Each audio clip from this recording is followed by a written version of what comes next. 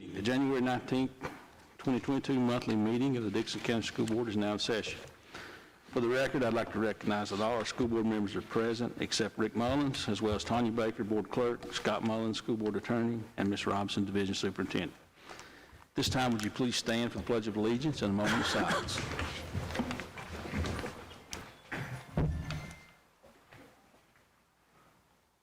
I pledge allegiance to the flag of the United States of America, and to the republic for which it stands, one nation, under God, indivisible, with liberty and justice for all.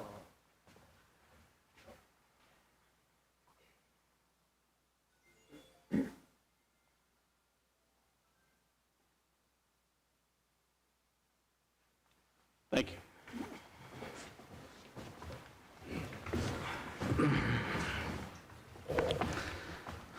Well, board members, we have an agenda for tonight's meeting. Are there any additions or changes to the agenda? Mr. Chair, we have two revisions to the agenda. The addition of Dr. Tyson and Dr. Hill Collins with the health wagon and the discussion of Executive Order Number 2. Okay. Do we have a motion to approve the agenda? So moved. Is there a second? Second. Any discussion? All in favor, please say aye. Aye. Aye. Aye. Any opposed? All right, motion carries. That brings us to our public comment section. Mr. Hackney, will you please read the guidelines for the public comment? Sir. A period of time for public comment will be designated on the meeting agenda during which the public may comment on issues related to public education. The Dickinson County School Board believes that the citizens of the county should be heard and that this is an acceptable format for receiving public comment. After the public comment section of the meeting is closed, the public shall not be allowed to participate in the general board member discussions regarding agenda items. Public participation with the board members regarding agenda items can be disruptive, and the practice is prohibited by Robert's Rules of Order. It is the desire of the school board to treat each member of the public fairly and equally. Allowing one individual to participate while excluding others is unfair. The board may hold such public hearings as may be necessary to allow the public to more fully express their concerns, or the board may place the public comment section of any meeting at the end of the meeting to allow additional public comment. While we do not wish to restrict the free expression of opinion, we feel that certain restrictions may be necessary so that order and reasonable standards of decorum may be maintained. We ask that the following standards be adhered. The speaker will be recognized by the chair. Each speaker will be limited to 5 minutes. Speakers will refrain from the use of vulgarity or profanity and will avoid negative or embarrassing comments directed towards specific children or students. Board members should not respond to issues presented by speakers unless clarification is necessary. Matters of concern raised under public comment will be referred to the proper official for investigation and future board consideration if necessary. Thank you, Mr. Hackney. Ms. Martin, will you please be our timekeeper?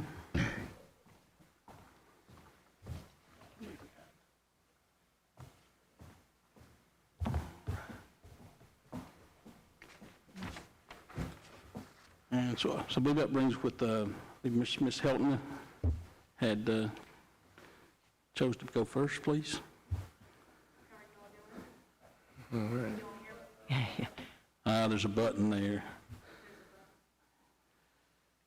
You have to hold it down for a period of time. There you go. You're live. Yes, my name's Rachel Helton. I'm with St. Mary's Health Wagon. I want to introduce Dr. Tyson here, Dr. Teresa Tyson, and Dr. Polly Hill Collins. In your packets, I created a handout when they speak on the agenda that I hope that you'll take advantage of and look at. I'm going to be very brief with my comments. First of all, I want to thank Haiti Robinson, my middle school principal, for everything that she's done. We've got a clinic here in Clintwood that we built with Curtis here and Thompson and Linton, and Quisenberry's, and Scott Mullins was also a very integral part of building that clinic. It's about a 5,000 square foot clinic that we're able to serve as one of our 2 stationary clinic sites. And we've been able to serve students. We've had volunteers from the schools with the required federal sign. The school built that. We had to plant 400 trees. We had some students help with that. So just many thanks for including us in your community. The Health Wagon's glad to be a part of it. Today is a big discussion with Health Wagon around masks and mask mandates, a very politicized kind of issue. I want to speak personally with my role at the Health Wagon, and I'm their grant writer. I do development grant writing, and I work with about 10,000 donors all across the United States. And we don't turn any patients away. We serve the uninsured and the underinsured. And we're the free clinic, safety net clinic for the region. And so it's critically important. We play a big role in the region. And the financial impact of the spread of COVID it falls under my purview within the organization. And so as the person who raises the money for the PPE and the salaries for the nurses and the medications and the testing and all the treatments, when you hear our president and CEO and our clinical director talk tonight, I hope you'll remember that nothing is free as a free clinic. It's a no cost, but somebody's paying for it. And as the person raising the funds, I hope you'll just keep that in mind. And thank you for welcoming us here and adding us to the agenda. Thank you. Thank you. Bridget. Ms. Gardner?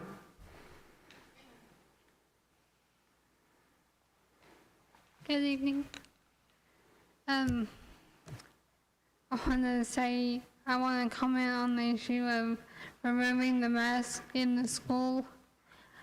When I was 7, I was diagnosed with a brain tumor, and I have a relationships with the school. I got 3 cousins in the school, and I'm worried about what they may bring in. Also, their grandmother is very ill. She has MS, and I'm worried about what they could catch or anything they could bring into the home that could affect her. Thank you. Thank you. Mr. Hicks, just in case that someone would like to call in, we had a request from the Health Wagon that possibly could happen. It's 835-1630. Is that correct? 60. Thank you. 1620. 1620. 835-1620 for anyone in the public that would like to call in. Also, we may have some people that have come in late that would like to speak, and they're certainly welcome to do this. And then we also would like to recognize Ms. Music and Ms. Phyllis Mullins with the organizations. Okay. The next one I have on the list is Ms. Gully.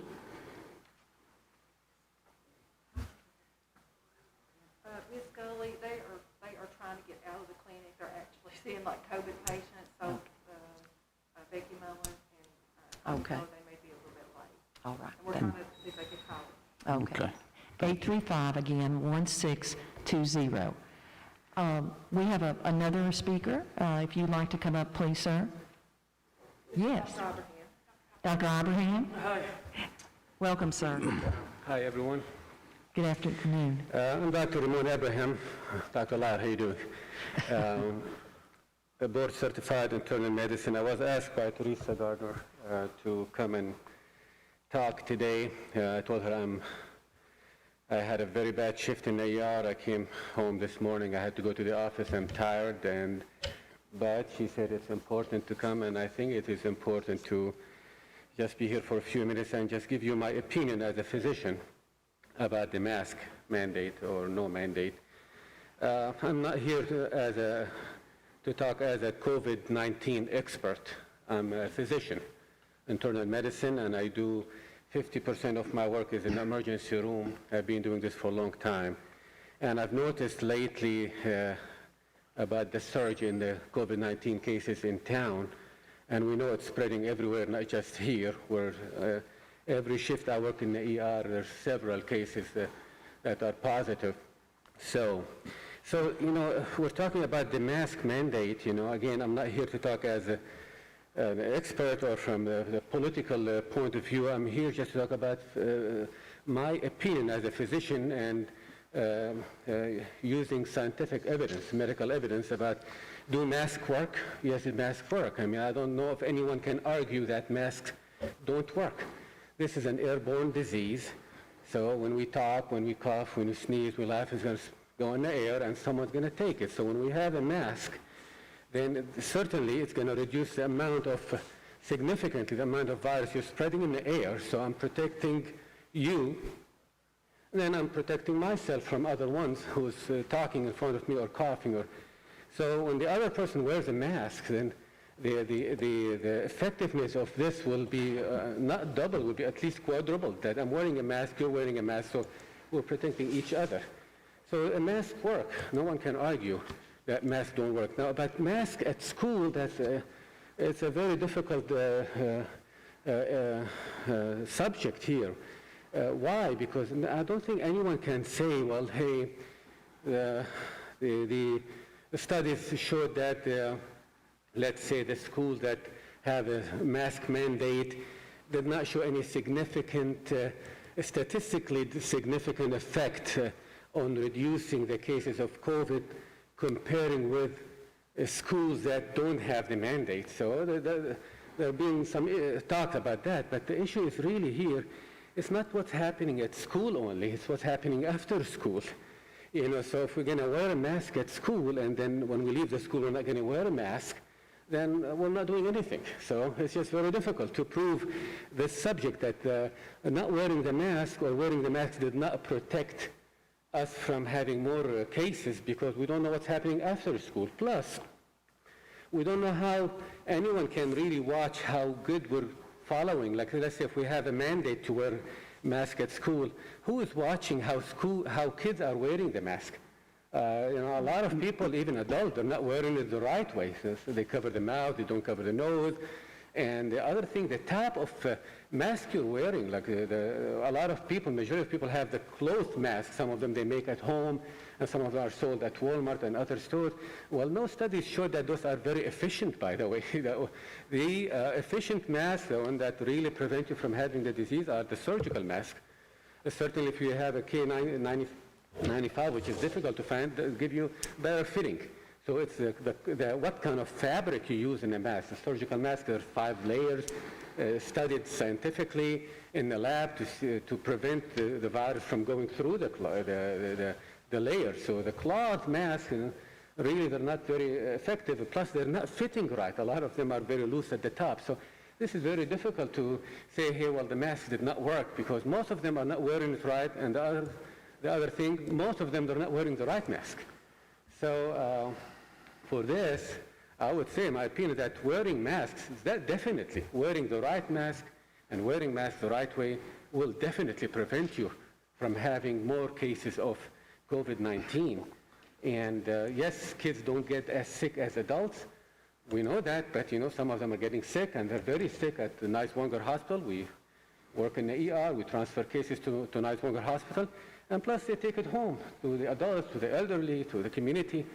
So I would say I'm for mandating masks at schools, and that's my personal opinion as a physician. Thank you. Thank you, sir. Thanks, sir. Thank you.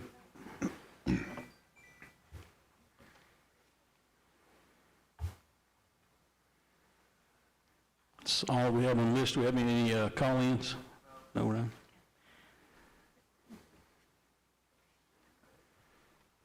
Mr. Hicks, before we move on, if you'd like to recognize Ms. Music and Phyllis Mullins, please, sir. All right, so now we'll bring Kathy Music.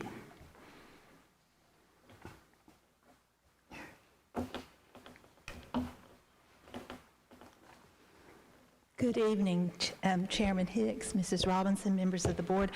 My name is Kathy Music, and I work for Virginia Professional Educators, and I want to also speak a little bit about the mask.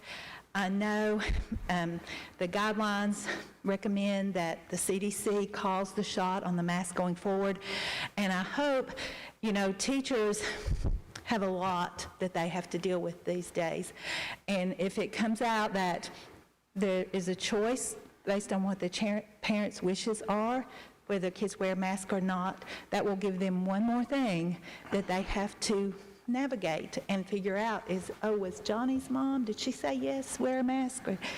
And I just hope that going forward, this board will continue to put the well-being and the welfare of their staff and the students first, and hope that we can all be without masks very soon. I feel like that day is coming. I can feel it, but it's not here yet.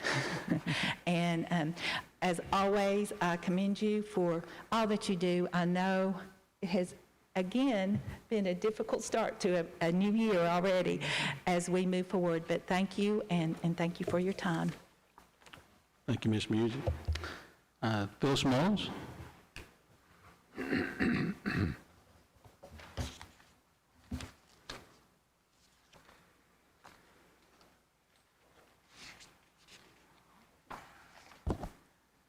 Good afternoon. I'm Phyllis Mullins with the Virginia Education Association and the Dickinson Education Association. I do know that VEA is working very hard to see what they can help do about the mask mandate. And they are having it looked into with their lawyers and things about whether or not it meets or tries to overrule federal mandates. I know that we have people in the General Assembly working with our legislators on the budget and other issues that concern education. I also received a little over $3,800 grant from VEA, and I'm really appreciative of that. And I know one of the things that we plan on doing is celebrating Read Across America by supplying books to every pre-K through first grade student in Dickinson County. That will be part of our celebration of Read Across America, and part of our grant money will be used. We have plans for other parts of it. I want to say that when an executive order comes down, there's not a whole lot of choice. And we have to do what we have to do. And it's a hard decision to make, but you can't not do what an executive order absolutely mandates. But I appreciate everything you do, and hopefully this will all work out. Thank you. Thank you, Phyllis.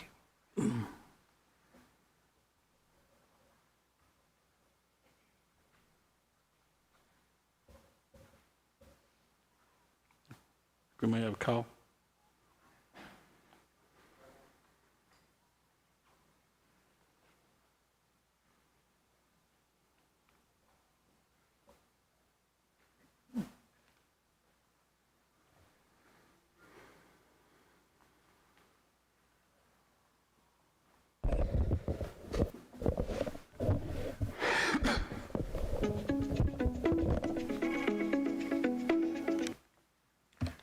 Hello, if you will please state your name for the record. Hi, this is Tanya Gully. I'm a nurse practitioner with the Health Wagon and professor of nursing at the University of Pikeville. Okay, please proceed. I would just like to speak on the mask mandate. Now is not the time to stop wearing masks. We are seeing so many folks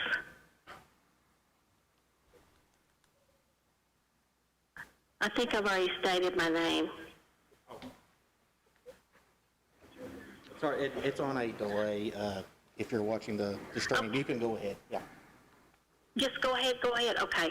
I'm sorry about that, but thank you so much for allowing me to speak. Thank you for the speakers before me, but I just want to say we really need to continue with these masks. We need to continue with basic hand washing. You know, we are not without COVID. Our COVID rates are increasing. We need to encourage vaccinations, flu and COVID, and we do need to continue wearing our masks, not only in the school, but our sports events as well, for faculty and students.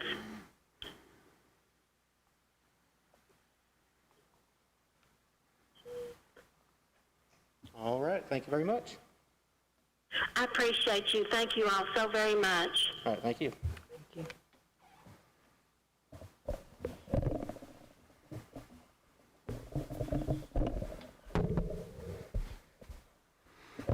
Have anyone else who'd like to speak? You don't have another call?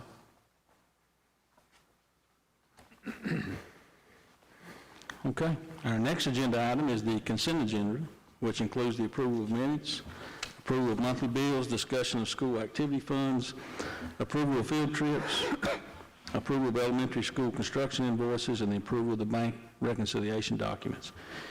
Any questions or discussion on the consent agenda?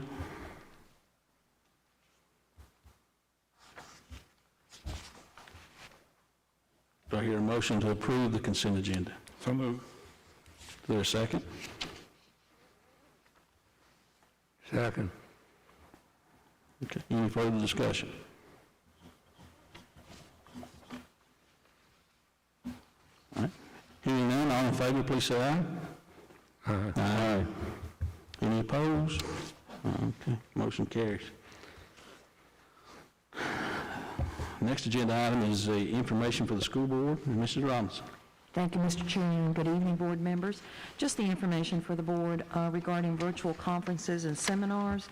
Again, if you would like to attend those, please let Ms. Baker know, and she will be more than happy to help you with that.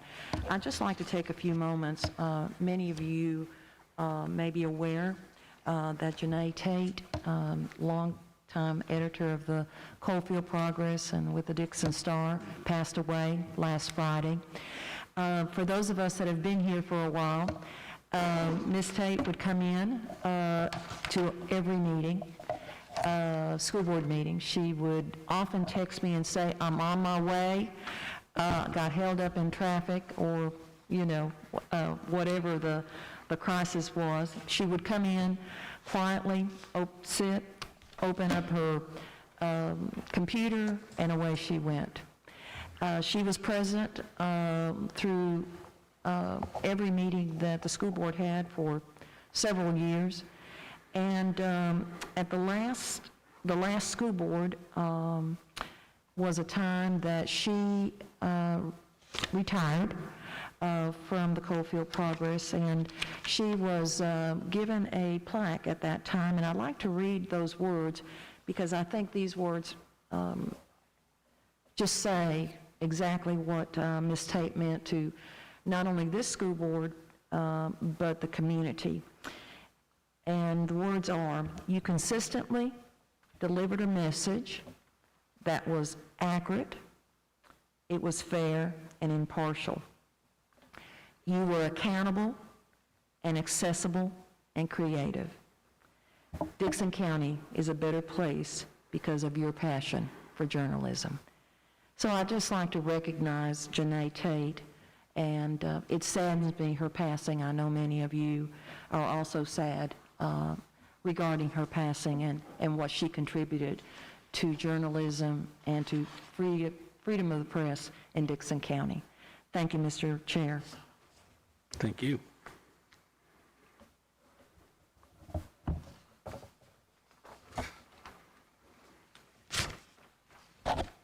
All right. Ms. Robinson, you have any other good news for us? Yes, I do, sir. And is Mr. McCullough here? Mr. McCullough, come up, please. Mr. McCullough would like to recognize some of his students, band students. Mr. McCullough, if you'll introduce yourself to the board, please, and tell us why you're here, sir, and we'd love to... Yes, I'm on. Okay. Members, Mr. Robinson, the rest of you, thank you. Yeah, you can go. Thank you all so much for having us this evening. My name is Jonathan McCullough. For those that do not know me, I am the band director here at Ridgeview Middle and High School. It's my third year here. It's a blessing and a privilege for me to be here. Tonight, what we want to do is recognize our students who have went and are going above and beyond what's required of them. There is something that happens, some of you may be aware, called All-District Band.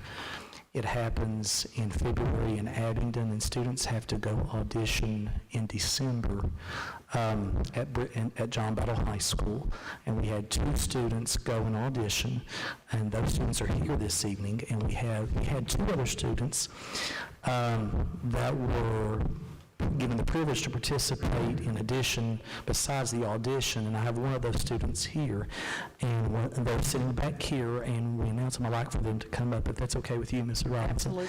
Absolutely. Bring them all up. Absolutely. They are Dalton Austin,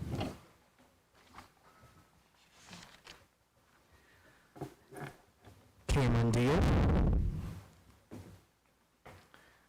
and Braden Hillier. Tell us again what these students have achieved. Yes. Dalton auditioned back in December at John Battle High School for the All-District Band. He was the only Ridgeview High School student at the time that auditioned. He will be in the senior concert band in trombone. He's a junior. Cameron Deal is a 9th grade student. He was one of the students that, although he did not audition, is getting to participate in All-District. He plays French horn. And then Braden, 8th grade trumpet player, did audition. He was selected originally as 12th chair junior concert band. He's now going to be playing 10th chair trumpet in junior concert band, 8th grader. Again, Dalton's a trombone player, 11th grader, Cameron, French horn player, 9th grade, and Braden, trumpet player, 8th grade. So again, this is something beyond what's required of them. And these will be we had one other student, Brianna Mullins, for whatever reason she was not able to be here this evening, a 9th grade French horn player. But these will be the very first Ridgeview students to participate in all-district bands since Ridgeview has existed. So please give these students a big round of applause, ladies and gentlemen.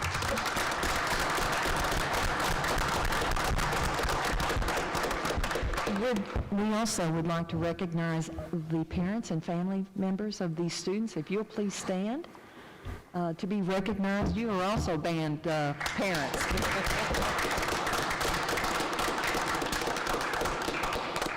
Thank you for your support of your students, of your children through band. We know it's a time-consuming practice, costly, traveling all over the country, and we thank you for your support. These children would not be here without your support. And thank you, Mr. McCullough, for your help. Thank you, Ms. Robinson. Thank you. Thank you, board members.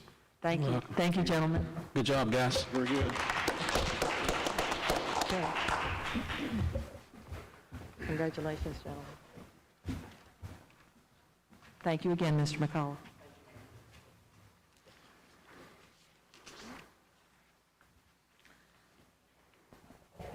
Mr. Hicks, next, we'd like to invite Ms. Karen Martin to come to the podium and share with us our attendance for December 2021. Ms. Martin, welcome. Thank you. Mr. Hicks, the rest of the board, I'd like to share just a little bit with you on our attendance for the month of December. In your packet is the usual things that I give you. I give you a list of the percentages, a list of enrollment for each school. And then the front page is just a summary, just to make it a little bit easier, because this attendance stuff gets a little crazy.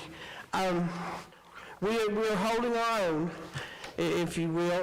Last month, we had 1,973 students. This month, we have 1,973 students. We lost 8 students, but we gained 8 students, so that's good. We're still a little down from last year, but as long as we're not losing, I think we'll start trending back upwards. I have attached that for you. The other thing I'd like to share with you is the safety grant from the state of Virginia. We were approved for that. I have ordered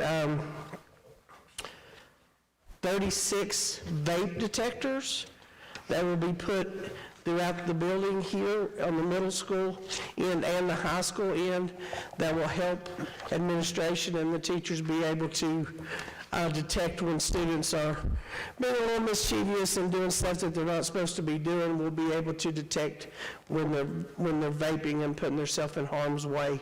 So there's other things that we're going to purchase with the safety grant.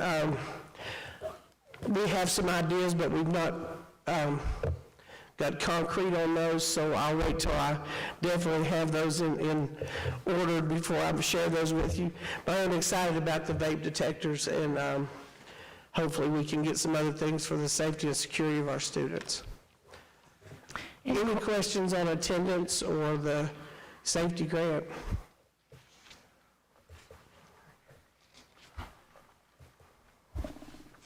And thank you for your time. Thank you, Ms. Morton.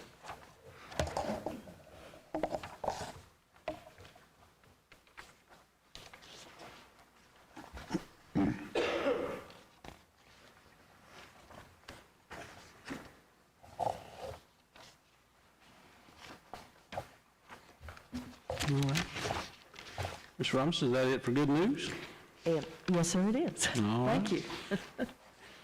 All right, next agenda item is the update on the new elementary school. Mrs. Robinson.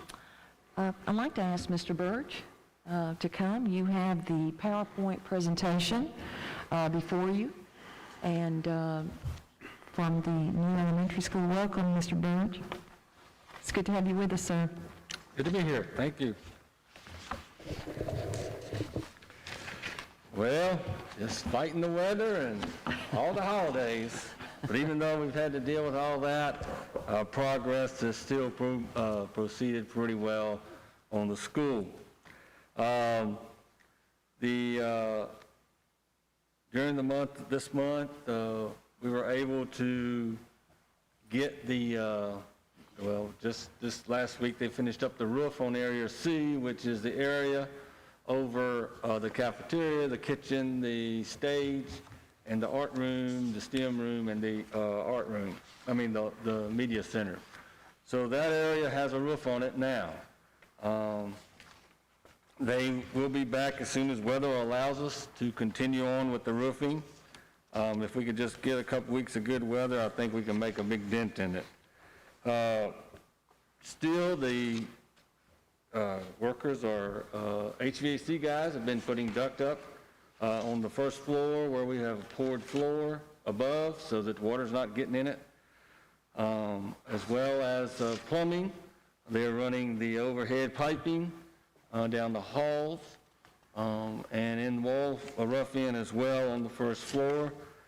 They are beginning to start framing the soffits in the at the stage area. So it's continuing to move on, and as soon as we get a little bit more, they can actually start framing on the second floor now once we get the ice off of the floor, because it's a nice skating ring up there right now. But anyway, hopefully it'll warm up and it'll melt on off and we can continue to proceed on. Sprinkler rough-in is close to being completed on the first floor.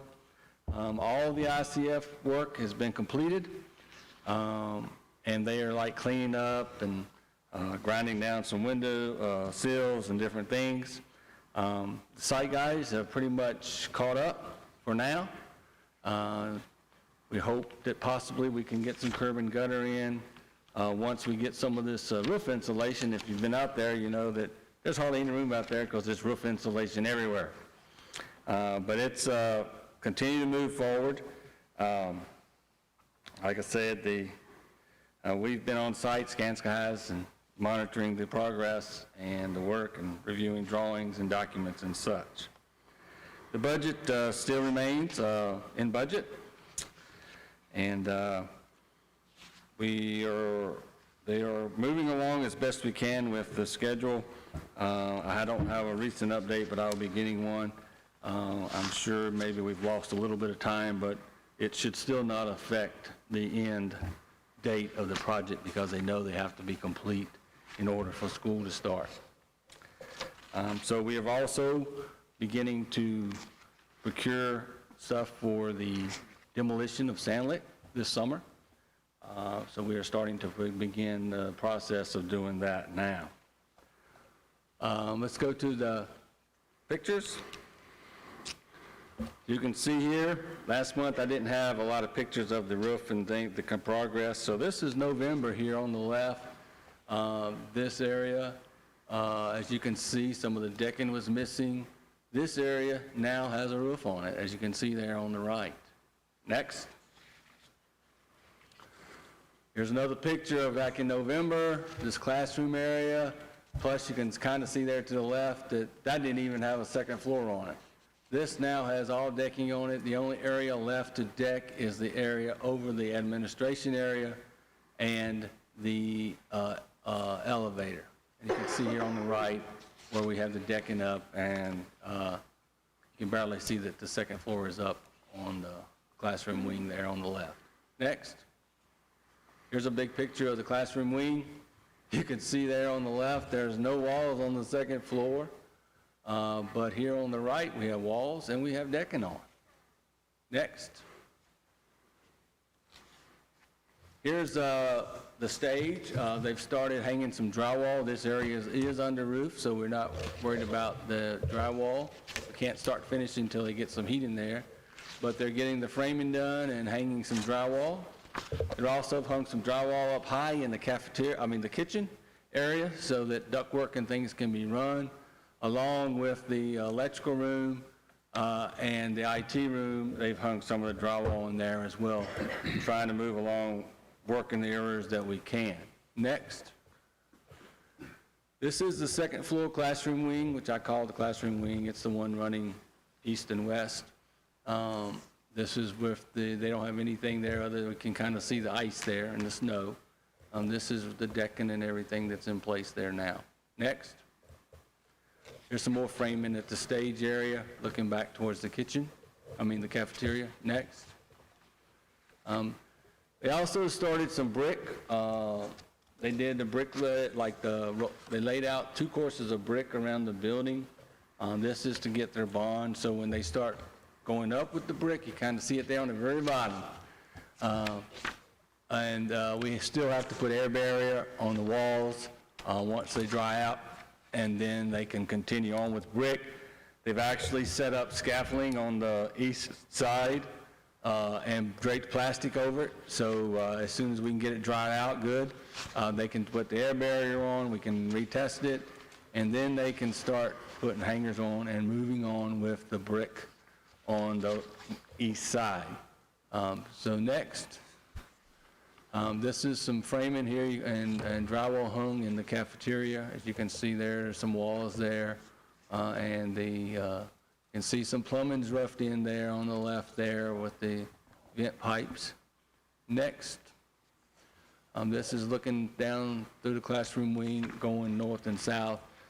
Most all this work is roughed in now as far as electrical and plumbing.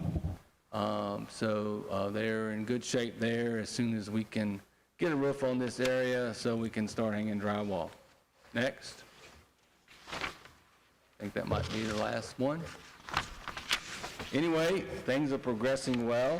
I'm very pleased even with the weather, and I wish we could have had our insulation about 2 weeks earlier. We could have had that great window of warm weather back in November and December, but it didn't work out. But anyway, they're progressing on. They're not stopping. So things are going well. Any questions for me? If not, I want to turn it over to Mr. Jones with ZMM. He has some updates for us on the addition, and and maybe some more information as well. Thank you. Thank you, Mr. Berg.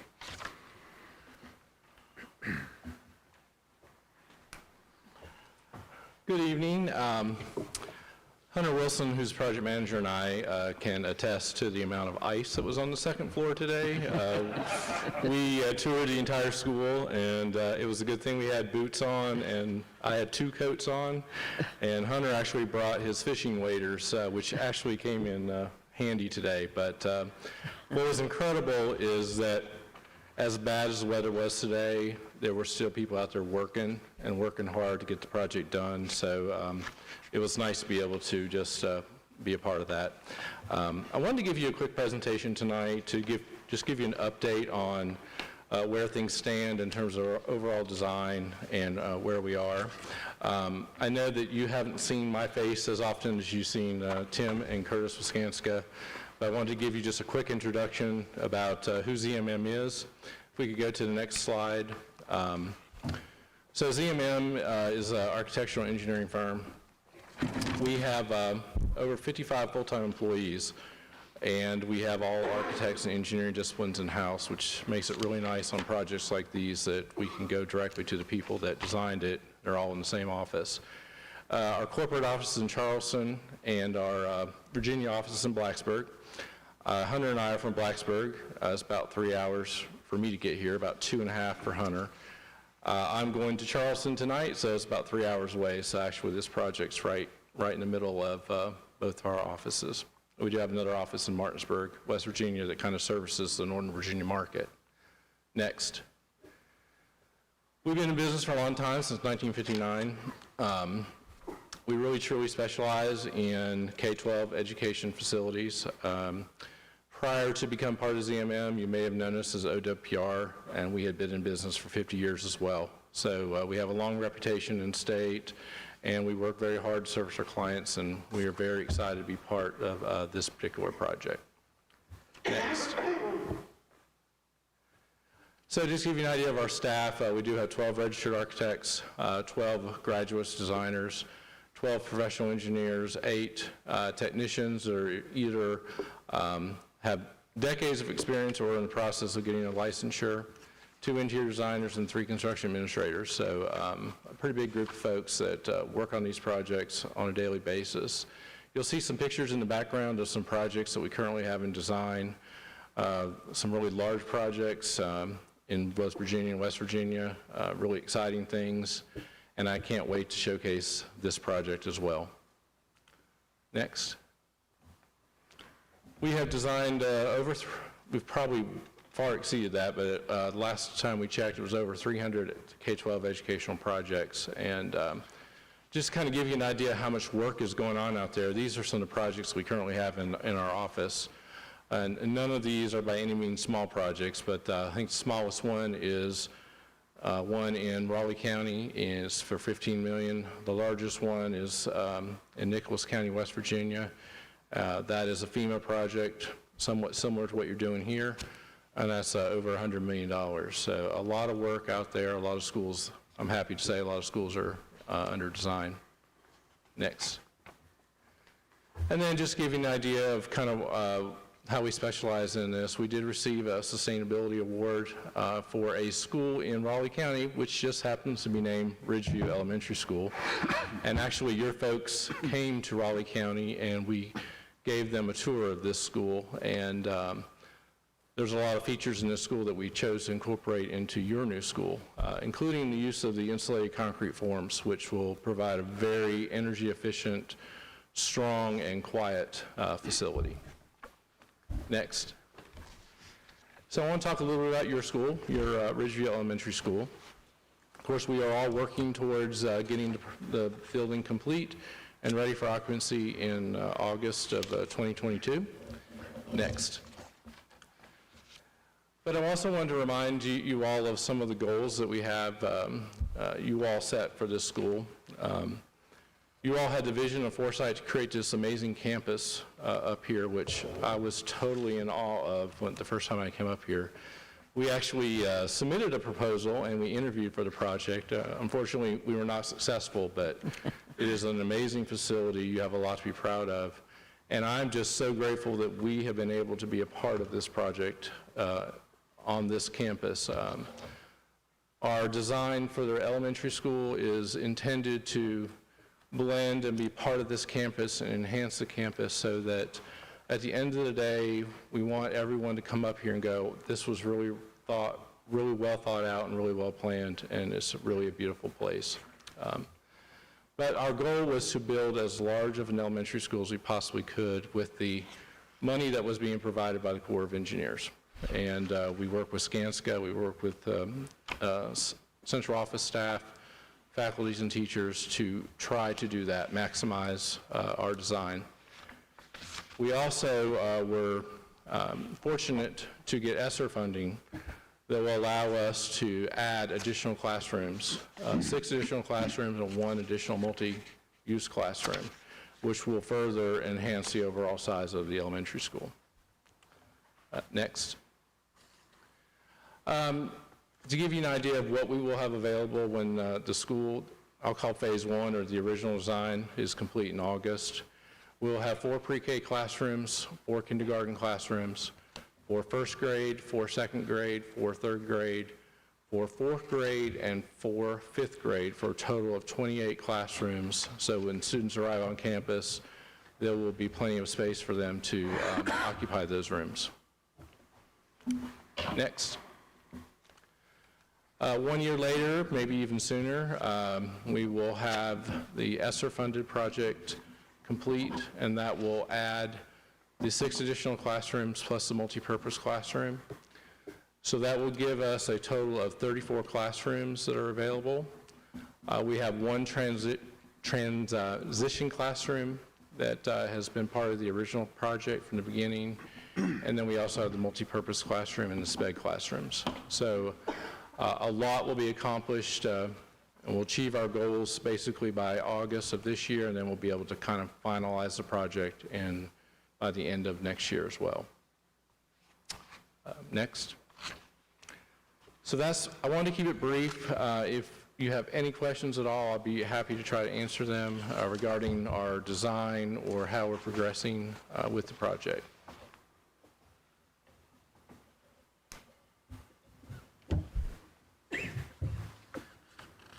Well, thank you all very much. We appreciate the opportunity. Thank you.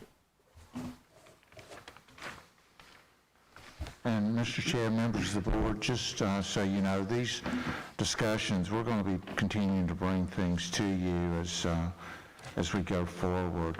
As far as the classroom sizes, the enrollment, all these issues that factor into how we move into this school. You'll be getting regular updates as we go forward.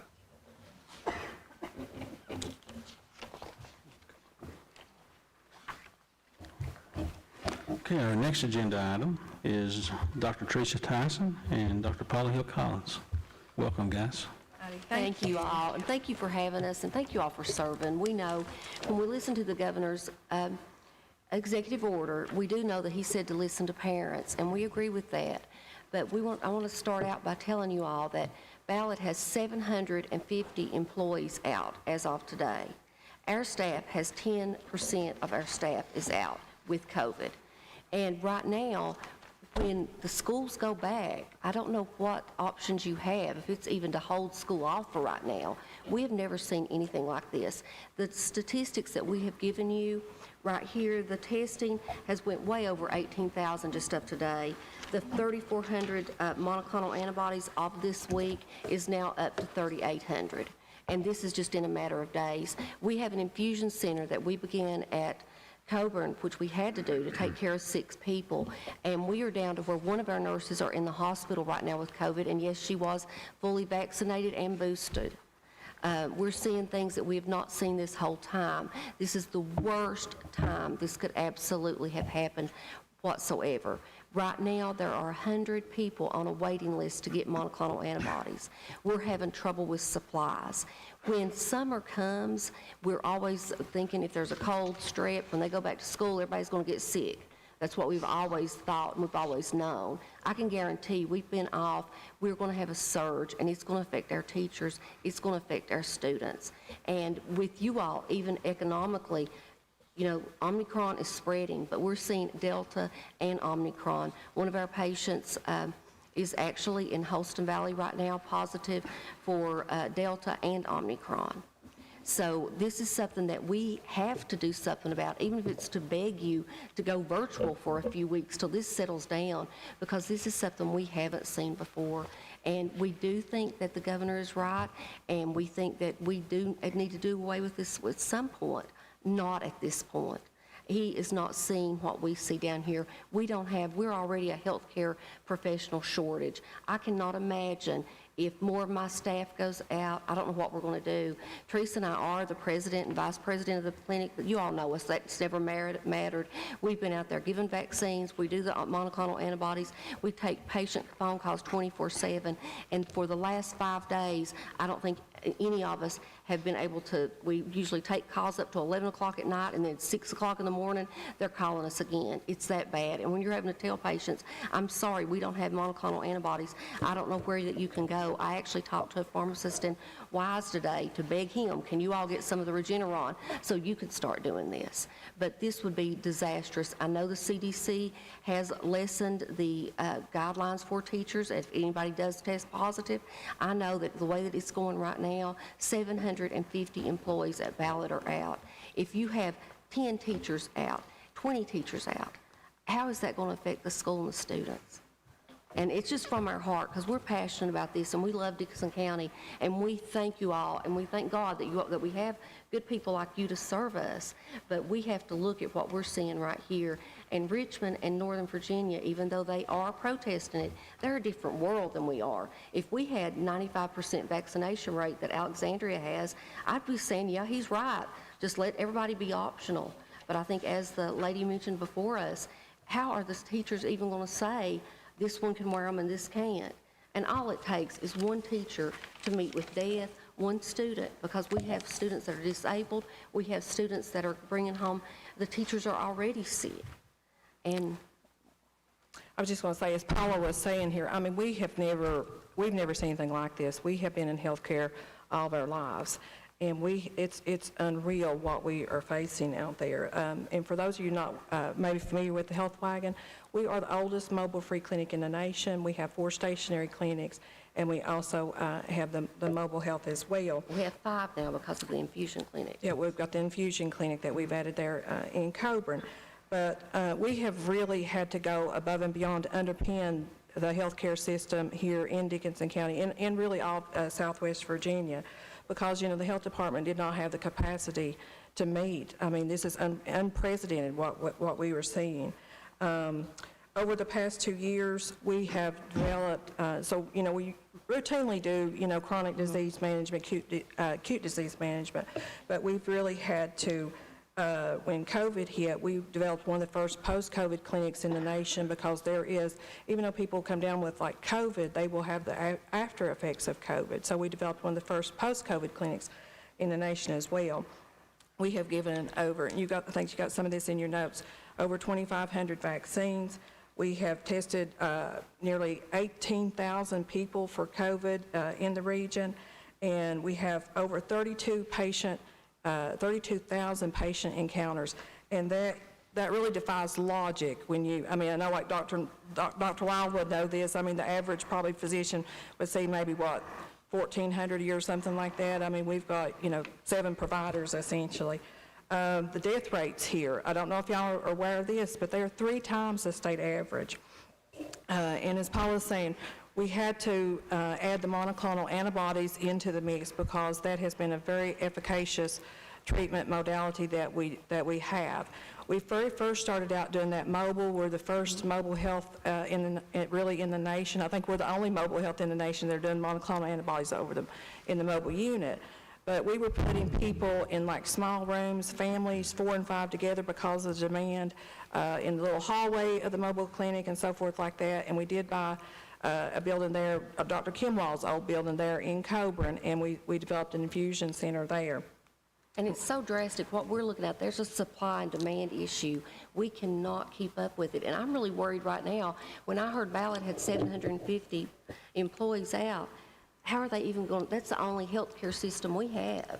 We have Pikeville, and that's it. We don't have anybody else to go to. 750 employees out. That's just astounding. And Dr. Lyle, I don't know if he's ever seen anything like that. I have never been as exhausted. Our staff is exhausted. And I don't know who will take care of these children and teachers if we put them all back and say, well, masks are optional. Because with my child, and she's a very good student and person, but if her best friend doesn't wear their mask, I can say she's going to have peer pressure. They're not going to wear their mask regardless of what her parent says. And the teachers can't be policed for this. You know, and what we're seeing there at the Coburn Clinic, I mean, we're so thankful that we have monoclonal antibodies to give. And we are given as many, there's only a large healthcare system in the state of Virginia that has given more monoclonal antibodies than we are. But what we're seeing is that people are coming in, and, you know, most of them we can infuse. But there are some, according to the emergency guidelines, that we cannot infuse. If they have waited past 10 days, if they have low oxygen rates, we cannot infuse them. And unfortunately, what has happened is they're coming in one door, they're leaving out the back on an ambulance, they're taking a ride on the ambulance, they're going to the emergency room. These are positive for COVID with their O2 sats that are so low, and they're going on the vent, and they're succumbing to multi-organ failure, in about a month. And so we've had so many that have died from that. But the ones that we are able to give monoclonal antibodies, it's 100% effective. But the thing is, what Paula's talking about, we give everything that we've got every day. We're on the phone begging the state to send us more. It's never enough. I mean, you wouldn't believe what we are seeing, and that's the reason we're just so passionate about it. And I can't imagine it getting worse. I can't imagine school going back and us having more on us, and Ballot having more. I don't know what will happen. We have this very vulnerable population here. We're not the same as Northern Virginia. We've got significant health care disparities here, and traditionally anyway, and Dr. Lyle knows this, and Dr. Abraham, they're so vulnerable. And so we just, we could not imagine, I mean, it's even hard for us to even imagine that we're having this conversation, really, about these children not having their masks in school in the midst of what we are seeing and what we're facing. This is the worst possible time that it is can highly happen. Transmissible. Like Paula's saying, it could not be coming at a worse time. We're seeing combinations of the Delta and the Omicron. People are being hospitalized. It's a fallacy that this is, a weaker version or whatever, not what we're seeing. That we are in a public health crisis with no end in sight. And it's just, it couldn't come at a worse time. The rates are not even accurate, really, because we have given out so much testing, which we feel that people need to know whether they're positive. Knowledge is power. But, we don't get a lot of those reports back if somebody tested positive, and we have given thousands upon thousands of home testing out as well. Like Paula's saying, we've got staff shortages. I've got a sister who was actually infusing for us there at the Coburn Clinic. She's positive today. I mean, we just can't keep doing like this. The healthcare system is barely limping along. We're overtaxed. We're overburdened, we're strained, and frankly, we're exhausted. I know Dr. Abraham and his staff as well. We have distributed over 40,000 masks, in the region as a mitigation strategy, and we did that because we believe in the masks. I don't think anybody could have did a better job than what Dr. Abraham and telling how what we feel about the mask. And so we've got 40,000 masks, out there. We believe in the masks. We see that it's effective. Thank God in 2 years, even though being on the front line, I wear my mask religiously. I've not developed COVID. Paula's not developed COVID. We're there on the front lines with this. We know that it works. The Virginia chapter of the American Academy of Pediatrics, the American Medical Association, the CDC, the American Hospital Association, the American Nursing Association, the American Academy of Nurse Practitioner, all these are fundamental organizations. They all recommend universal masking to be an effective tool in the mitigation of COVID spread. We can't make this political. We commend the governor for attempting to empower parents. I know that y'all want the parents empowered, but but lifting the mask mandate in this public health crisis was not the correct choice to do. No, and as parents, we did our choice when we put in public servants like you all to make the best decisions for our children. I mean, I think that is something that even, I think he is referring to because his children are in private school and he chose to do that. We entrusted our children with the school boards, and we're not just going to you all. We intend to go to every school board around. And one thing that we're looking at is even the liability of letting children go, and whether, you know, he's in all these lawsuits right now anyway, but we do have a federal mandate, and we have CDC nationally recognized guidelines. And I just wonder about even the liability, not just of the school system, but of every one of us. If you have a child come in and doesn't have a mask, and child, I love them, but they're nasty as they can be anyway. You're lucky to keep the mask on them. But without mask, I think it will be, I don't even know how the hospital is right now with Ballard in the condition it is with the positive employees and what we're seeing. I mean, I'm right here, please God, don't let anybody else go out of our clinic because I don't know what we're going to do. And that will be what you all will be seeing when schools go back. And the choices that the parents and children, I mean, that impacts the entire region, and it could frankly, I mean, decimate our population. That's what we have fought 2 years for. Paula, from the time that we wake up to the time that we go to bed at night, we're getting people into the clinic, getting them treatment and so forth like that. And we need to work through this from a scientific perspective. You know, and I think that you just have to I know that y'all care about the students and you care about the families and the communities and things like that, but I think you have to let safety of the children be the guidance star, be your guiding star in all this.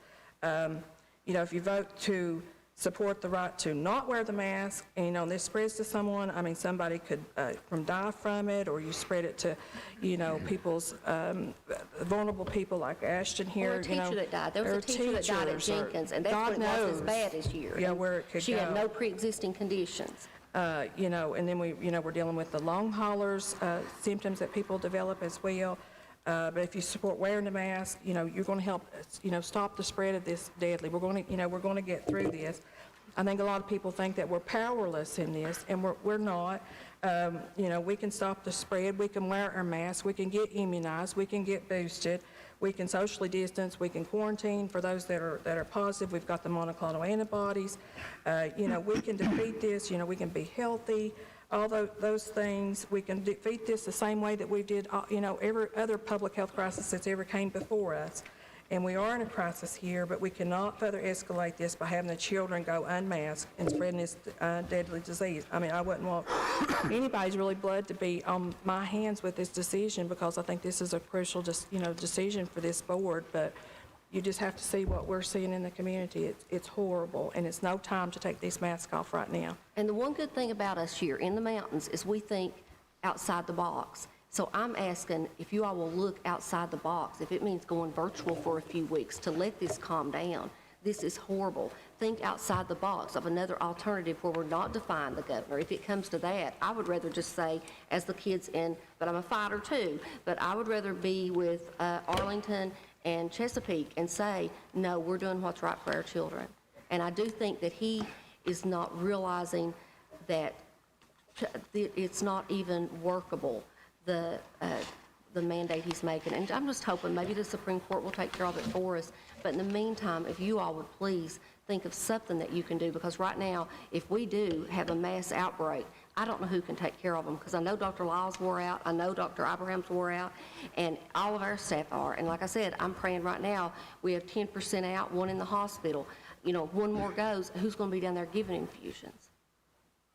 But we appreciate you taking the time to listen to our concerns. And I know Ms. Robinson, she was my kid's principal over in Wise County, and we appreciate all that you've done there. And this is just, I want to say about the school, y'all have did a phenomenal job here. It is absolutely gorgeous and beautiful, and we just thank you for listening to us.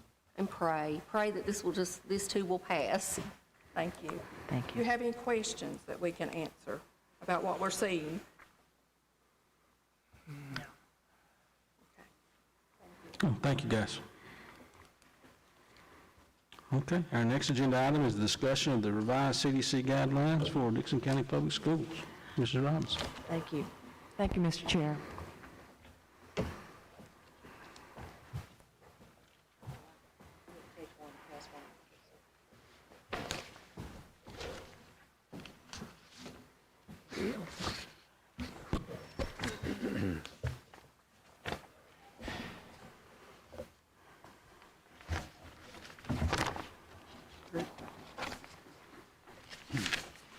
Actually, I got two.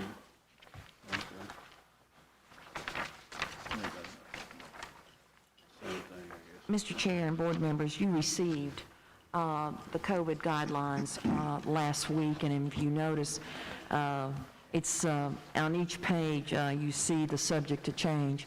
These revisions came about from the CDC's revisions on 12/29/21 to reduce the number of quarantine days and isolation days for our students. We have before you the COVID guidelines for students and staff who test positive. And you notice also that we have a section by itself for student athletes. Since they are exerting themselves, they are in contact with other students, and you'll note that. Are there any questions about the COVID-19 positive students and staff that are unvaccinated or vaccinated with booster?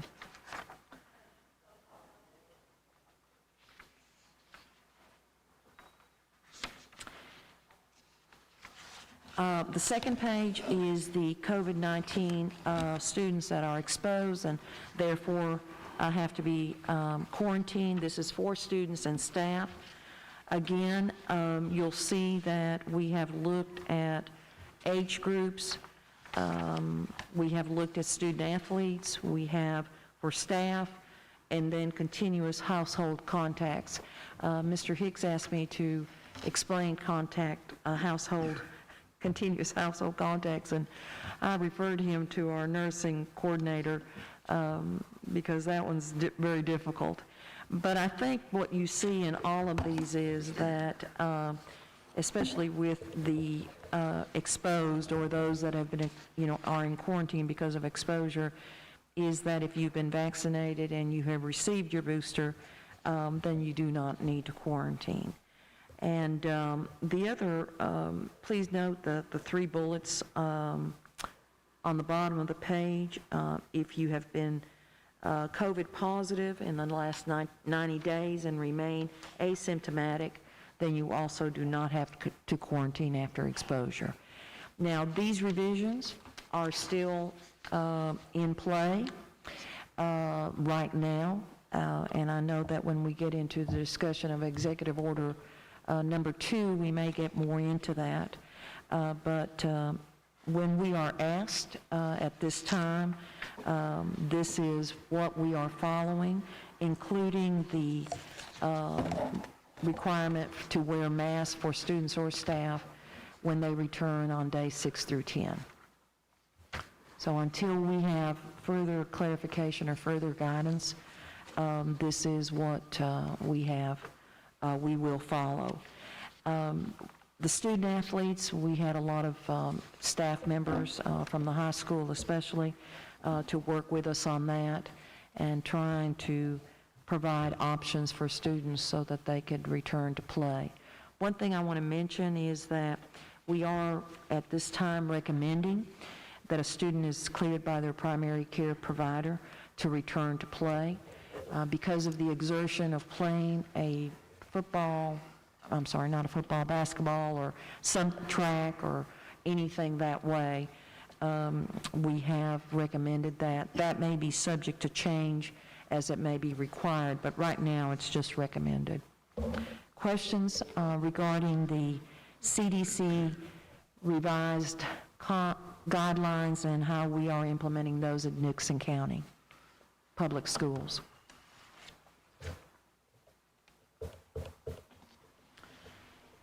The guidelines have been approved by Dr. Bissell and the health department, so.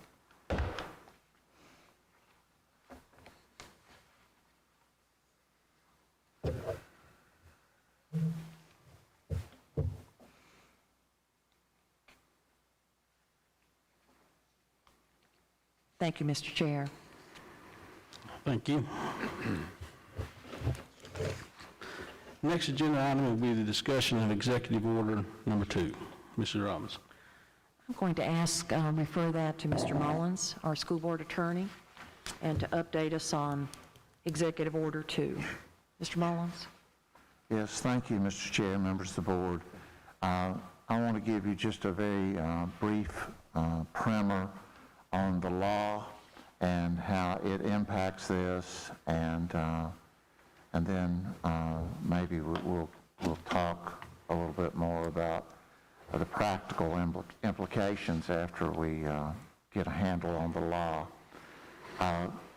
Basically, what we have is we had a Senate bill, as the members of this board know, that was passed last year that said to the maximum extent practicable, not a word we use every day, practicable, we are to follow the CDC guidelines. That was part of the law that said we're to be in school learning, and the maximum extent practicable, we're to follow the CDC guidelines.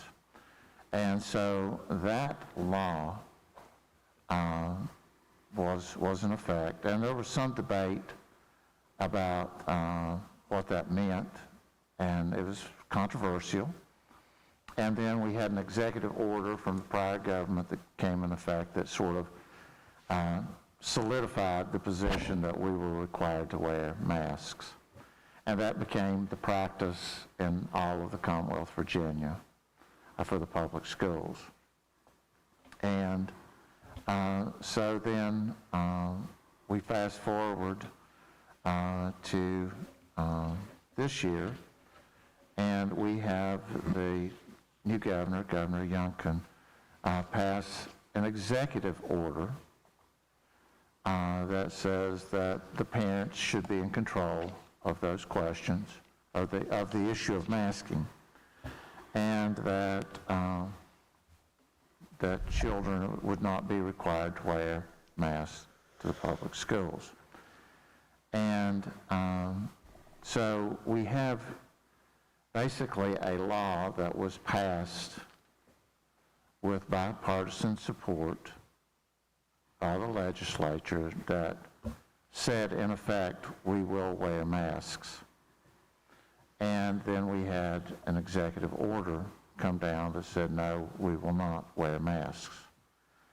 And so the two are in conflict, and anyone that does a basic Google search can see that there are lots of debate and discussion about this issue. It's national news. But the thing that is the debate for attorneys and for the legal system is when you have a state law that's in place, the extent to which the governor, through an executive order, can modify, amplify, modify, amend, just what effect an executive order can have on existing law. And I will tell you that, attorneys can always find, the joke about on the one hand, and on the other hand, we can always argue. But there's a point where the rubber meets the road and things actually get decided.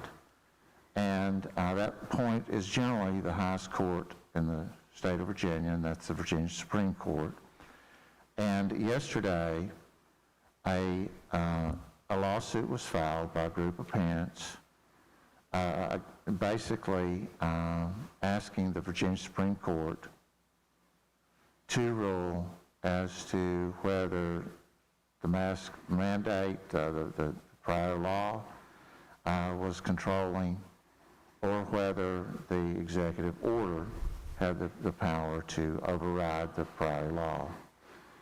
And from my position as a school board attorney, like you, I hear both sides of that discussion, and I'm no more in a position to judge what's right or wrong, and no one has ever voted for me to make that decision. But what we do have in our society and our system is the basic idea that when the Virginia Supreme Court decides something, that's the law of the land. And so this Virginia Supreme Court case has been filed. It asks for immediate relief to ban that executive order from going into place. The question on everyone's mind is what does immediate relief mean? Are we going to have a decision prior to Monday? Because as we know, the executive order comes into effect at 12 a.m. On Monday. And so are we going to get a decision in time to make a difference for the hard issues that you've been asked to struggle with? And, you know, I have tried by reaching out to people that are more in touch with what's going on in that litigation. And as of the time I walked into this meeting, I couldn't get any sort of information on scheduling, anything that would really be helpful to this board. So ultimately, I think what I hope for and what I think most school division, or certainly most school board attorneys in the Commonwealth of Virginia hope for, is a directive that says we are to follow one or the other. Because each of you took an oath to follow the law, the Constitution, and, you know, we try to follow the law. I mean, that's the bottom line, and the Virginia Supreme Court decides what the law is that we follow. So this can be a very divisive issue. It's controversial. You know, we all know that. But at the end of the day, I think if we have a clear pronouncement from the Virginia Supreme Court of what the law is, then, you know, my recommendation is always going to be that we read that law, we read that opinion, but ultimately we follow that. And so I don't like kicking the can down the road. I think that the parents, the students, everyone deserves an answer.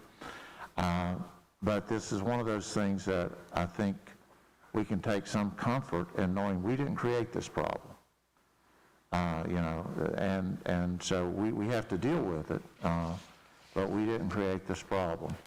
And so I think we deal with it as best we can by asking our elected officials to make a prompt decision. And once we see what that decision is, my recommendation would be that we abide by it. I want to make sure that that the board and the public understands that nothing in the governor's directive in his order impacts the requirement, which is a federal requirement, that the students wear masks on the buses. And also of note is that nothing in the governor's executive order relates to the adults, the teachers and employees. So there are a lot of moving parts here, a lot of things going on that we can't control, but it may be that as this develops, we have to, or doesn't develop, you know, I mean, whatever happens between now and Friday, whether we get news or if it goes in a black hole, it may be that the best thing this board can do is consider recessing tonight's meeting until a later date and hope that we will get some sense of direction, you know, something definite on this, so that whatever we do is consistent with law. And to say we're going to do something now and to tell the public that, and then Virginia Supreme Court order comes down and it says we need to do something different, I think that just adds to the confusion. So I'm sorry to ramble so much about it, but I think, you know, I wanted to make sure that we at least got the basics out there, and I'll try to answer any questions. Scott, have we had any opinion or weigh-in from the Attorney General at this point? Well, I noted that the Attorney General, one of the lawmakers, said that they had requested an Attorney General's opinion. And for those that don't know, when you have an Attorney General, one of his functions as a governmental official is to give guidance to governmental entities like school boards on the application of law. And it would seem that I would take guidance. Well, let me just say it this way: the Attorney General's opinions are persuasive, and generally speaking, we follow the opinions of the Attorney General. The only institution that speaks with a louder voice to us than the Attorney General is the Virginia Supreme Court.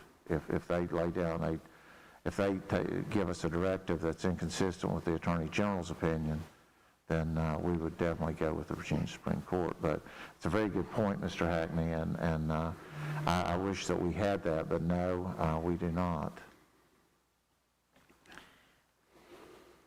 We have had several meetings with region, division superintendents and so on, and if I may, I'd just like to, because a good question has been asked, how does House Senate Bill 1303, how does it relate to this order? And I have, if I may, I'd like to share this information. This is regarding Senate Bill 1303. The bill requires each school board to provide such in-person instruction in a manner which it adheres to the maximum extent practical to any currently applicable mitigation strategies for early childhood care and education programs in elementary and secondary schools to reduce the transmission of COVID-19 that have been provided by the Federal Centers for Disease Control and Prevention. At this time, the CDC does recommend universal masking. And so we have these two opposing issues, and what we have been told since Monday is that the Virginia Department of Education will revise their requirements, and that will be sent to us. We have been told that the Virginia Department of Health will revise their guidelines and send them to us. We have been told that perhaps DOLE, the Department of Labor and Industry, which regulates the workplace, and they require masks in the workplace. Perhaps they will, again, revise their clarifications. Of course, the question on everyone is when? When? I've been very hesitant to send anything out to our parents because, in an hour, I may have to rescind everything we've said, and so you can imagine the concern there. Today, I did send an email, a second email to the staff, because I'm getting a lot of emails and questions, and basically what I said to the staff was that, staff members and all students will wear a mask on the bus. We know that. We don't see that being superseded by Executive Order 2. At this time, Executive Order 2 does not address staff, and so for visitors and staff members, masks will still be required at this point, and that Senate Bill 1303 requires in-person learning and then following CDC guidelines. One impact of Executive Order 2 is the number of quarantine cases that we may see.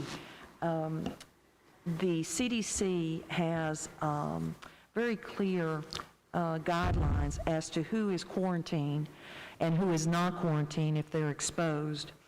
And if I may, the CDC recommends that in a structured or outdoor setting where a mask can be observed, they're saying the close contact is 6 feet, but the exception is that in a classroom, if students are between 3 and 6 feet of an infected student and both are wearing masks, students do not have to quarantine. The students that are within that 3 to 6 feet. Now, in many of our classrooms, because we are in person, it's difficult to keep that 3 feet. Some of our students are closer than 3 feet.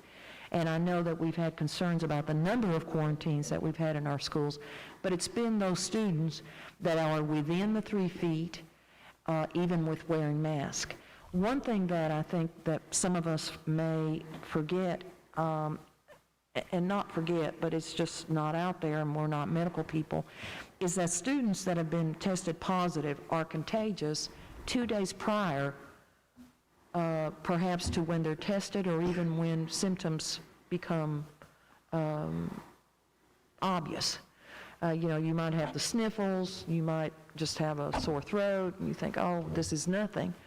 But 2 days later, or whatever the timeline, then they become tested and they're positive, but they've already been contagious 2 days prior to the fact when they were tested. So there's a lot of things that under consideration here.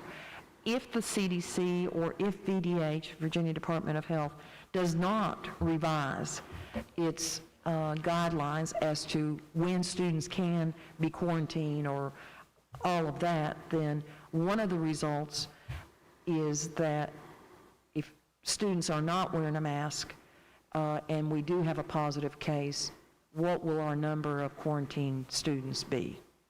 And that is a consideration, or not a consideration, but I do think that will impact, unless there are changes to the guidelines. Well, hopefully there will be some guidelines looked at. I know that the superintendent of Bristol Schools, Keith Perrigan, I think he was speaking on that issue earlier this week, and I think out of 42 districts in Virginia that sent back data, out of the quarantines, less than 5% of those that were quarantined ended up testing positive. Correct. So, he was suggesting from a standpoint of the superintendent that the guidelines need to be looked at and potentially revised just due to the, that's collateral damage. That's a major impact we have when we quarantine students, especially roughly 96% that we quarantine that are out of school for 10 to 14 days and they never test positive, and all the hours of instruction that student has missed is a very detrimental impact. So I definitely hope that they're looking at revising some of the quarantine guidelines, because so far it's not working well for an education standpoint. And that is a major concern and a good point, Mr. Hackney. If the CDC guidelines do not change as to the number of feet with quarantine, and, Senate Bill 1303 says we have to follow CDC guidelines. There's just a lot of unknowns out there, and let me speak on the Senate Bill 1303 since it gets brought up a lot. It's certainly a factor with everything we're discussing. But I think it's important to note that the drafter of the bill itself, Dr. Donovan, has weighed in on the impact of the design, rightfully so, was to still be able to offer in-person learning. That was, that was her intent. That was everyone in the Senate and House of Delegates that voted for it. That was their intent.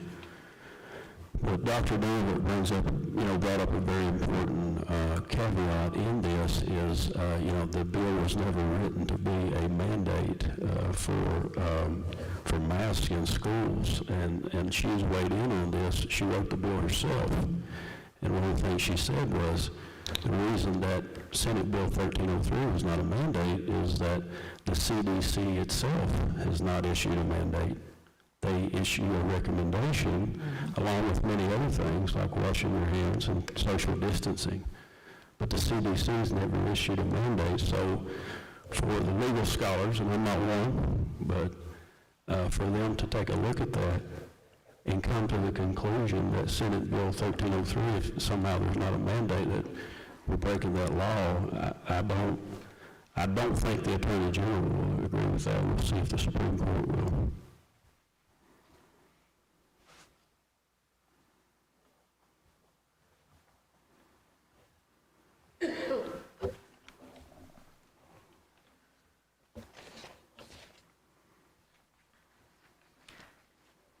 I hope that by Monday, January the 24th, we have some clear guidance, whichever way it is, as to what we need to do in our schools.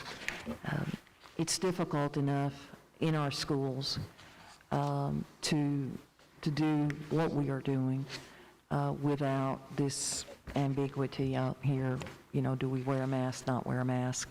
So that is my hope, and certainly the hope of many school divisions, superintendents, school divisions, and school boards, that there is some, clear clarification. What is it? And I think Ms. Mullins said it, what is the law, and we will follow it. But just make certain that we know what the law is. And I think at this point, there's a lot of confusion with that.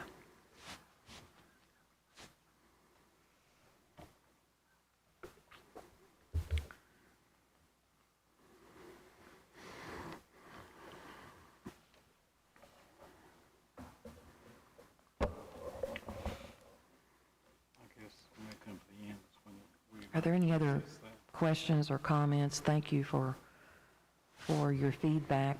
Are there any other questions or comments regarding this issue? I think from a standpoint of, and I agree with Scott's legal advice is that, we're going to hear from someone, or we're looking to hear from them, guidance from the Attorney General or from the Supreme Court or even from the Department of Ed, which I don't think they've issued guidance yet either.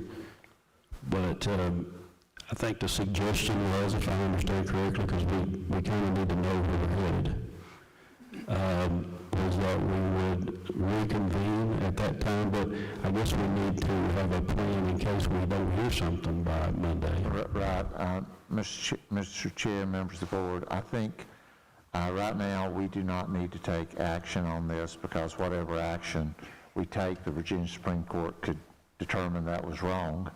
And so my suggestion would be that we, when we come out of closed session tonight and we start to adjourn, instead of adjourning the meeting, we agree that we will reconvene this meeting. And sometime Friday might be the best to give us time to, if we can make that, to give the lawmakers and the Supreme Court and the Attorney General and all these people time to fix that, because I know this is obvious, but I'm probably just saying this out of frustration. But this isn't just a Dickinson County problem. This is a statewide problem, and it is not an unforeseeable problem. And so, there are people in power that need to step up and deal with this, and we just need to give them time to do that. And I think the most time we can give them is until Friday, because come Monday morning, there's got to be a decision made, and we don't want our parents, the students, or our employees to not know what to do on Monday. So my recommendation would be we reconvene this meeting and we make that motion when we come out of closed session rather than adjourn tonight. Only on the issue this executive order and the implementation. I'm under the impression that if we don't hear anything by Monday, then of course we would be under that executive order and be in compliance. Well, this is the situation. If we don't hear anything by Friday, then I think Ms. Robinson and myself will be looking to this board to give us direction on whether the executive order controls or whether 1303 controls. And so I'm not really prepared to go into a discussion tonight about, how executive orders can or cannot overrule state law, or whether the state law is a binding, mandatory thing, or whether, as Mr. Hackney points out, it was never intended to be such, and that it's more of a suggestion. But I think that where we're at is if we don't get something definite from the Virginia Supreme Court, or something that gives us strong support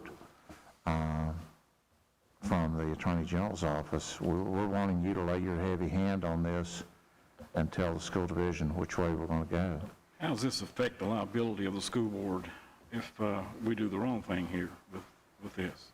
Well, I generally don't like to talk about the liability of the school board in open session, but this is, to give you an overview, Mr. Rasnick, I think that for the school board to be liable, there are various ways when you say liable what that means. It could mean a civil suit from a child or a grandparent that died as a result of an infection. It could mean a workers' compensation claim from an employee. It could mean fines or penalties associated with violating an executive order. There are lots of ways that a decision can be second-guessed. But I think the best way to approach that is to know that if you struggle with the problem in open session and you talk about your concerns and you vote your conscience, that ultimately fair-minded people, including judges, are going to recognize that we got put in a hard place that we didn't ask for, and that the standard to hold a school board liable is generally, we have sovereign immunity, and it's gross negligence. So while I'm always concerned about school board liability, and to be very frank, I'm just more concerned about getting it right than I am people down the road second guessing. Oh, yes, it's just, this is a hard call, but whatever the case, I think we need to come back Friday, whether we hear anything or not, and go forward from there. If we go with this on Monday, if we meet Friday, whatever will happen, if nothing's been said, will happen, whatever the case. I think that if we meet Friday, I think there's a sense of urgency among good people in Richmond that want to give us direction on both sides of the political spectrum. I think they know that we've got a dust up that is difficult for us to deal with. And so, I want to have some faith that we'll get good direction. But if we don't get good direction, then we're going to come back. And this may be a bit of an oversimplification, but there's three ways this can go. The Supreme Court, if they hear it, can say the executive order is controlling, or they can say 1303 is controlling. That's two of the ways. The third way it can go is that they either don't hear it, or they say, this is really not a decision for for the governor, and it's not a decision for the legislature. Local school boards are empowered pursuant to the Virginia Constitution to run their school divisions, and we're going to let them decide it. So if you got direction from the Supreme Court that said the executive order controls, well, we know what we need to do. And if it says 1303 controls, we've got a pretty good idea of what we need to do. But if they say, if they don't hear it, or they hear it and throw it back in our lap, then we'll have to deal with it. And when I say that's a bit of an oversimplification, there are other voices that talk to us, including the Attorney General. And that could impact it. Probably asked it wrong. Here's the dilemma I see. If we sit here as 5 elected persons in this county, and we leave out Friday saying we all agree that we will follow the law, and we must follow the law, then you come up and you have doubt about which one overtakes the other one. For those that believe what the governor wants to do, this school board will not have voted on that. The school board voted on the other one. So that's the place I see us. Which position did we take the oath to defend? That's the question I see, the problem. Now, after Friday, maybe that'll clear up, but if we come back Monday without something done above, what this board voted on is on record. I think that you will see in the Commonwealth of Virginia, you'll see the school divisions split. You'll see some that will go with the executive order and some that won't. Democracy is messy and reasonable minds can differ. But, I think that that's probably why I'm not worried about liability, because generally speaking, if we as a governmental entity engage in open government and try to wrestle with the problems, we're not going to be, I'm not as worried about the consequences of litigation. What I think that there are 5 people on this board that should be focused more about what's in the best interest of the students and the employees than anything else. And you can get your sources, you all are media savvy, you all come prepackaged with your own set of ideas, and you're certainly capable of learning. But again, I say in the end, vote your conscience, and that's all we can do. At this point, that's all we can do.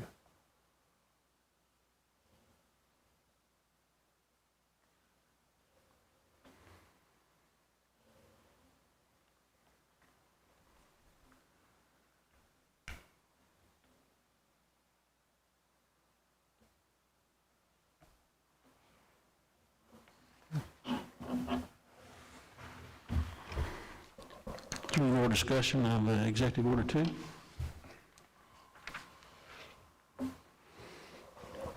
My thought is that executive order is not law, and there is a state law on the books requiring masks in school.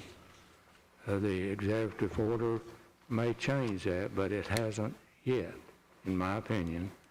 The Supreme Court may decide, key word is may. As Dr. Abraham pointed out, some people say the mask doesn't work for school children anyway. But we don't know what happens when that child gets home. They have to wear it on the bus, they have to wear it at school. They do not have to wear it at home. And if their parents are anti-mask, we all know what happens to the mask. So the child may well be exposed to more time without mask than with mask. So how can you say the mask doesn't work?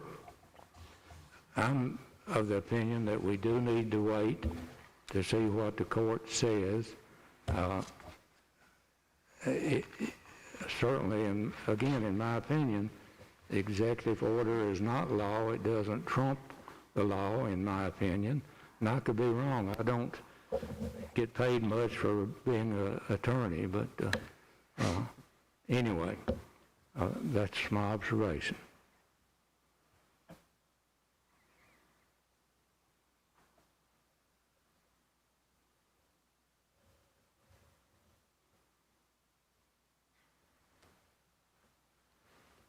Any further discussion?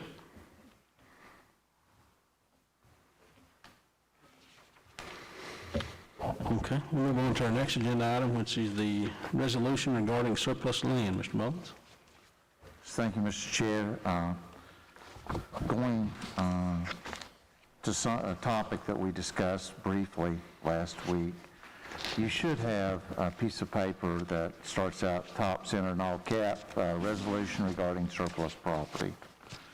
And basically what we have is we have a large group of miscellaneous tracts of property that back when we had small one-room community schools, some of them would be a quarter of an acre, some of them more, but they were all small tracts of property. I think I counted them up one time, and there were 60-some tracts of property. I've been working with Freddie Mullins and Lehman Kendrick, and basically we've identified these tracts of property that we are no longer using for educational purposes. And the Code of Virginia says that if we're not using property for educational purposes, then we should deed it back to the Board of Supervisors. And so I'm recommending that we adopt this resolution that will give the chair the authority to sign a deed transferring these properties back to the Board of Supervisors. I do that for two reasons, maybe three reasons, but certainly two. One is that it's the law. If we're not using it and there's no plan to ever use it for school educational purposes, then that's what the law says we should do. The other is, generally speaking, nothing good comes out of owning a bunch of property that you don't know that you own. Whenever something bad happens on it, you find yourself a defendant in a lawsuit, and you didn't even know that you owned it. And number three is that we were asked to do this by the people at the Board of Supervisors and IDA, and I think it's the right thing to do, and if they want us to do it, it's the thing we should do. And so I'll be happy to answer any questions you have about it.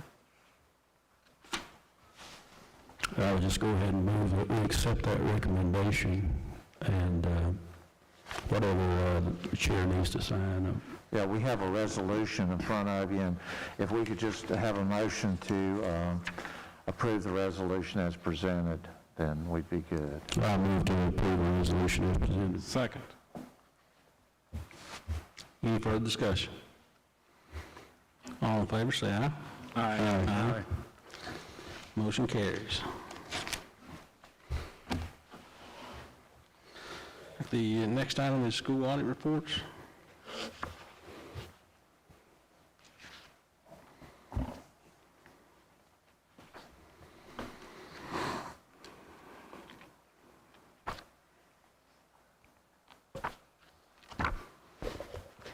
Good evening, Mr. Chair, members of the board.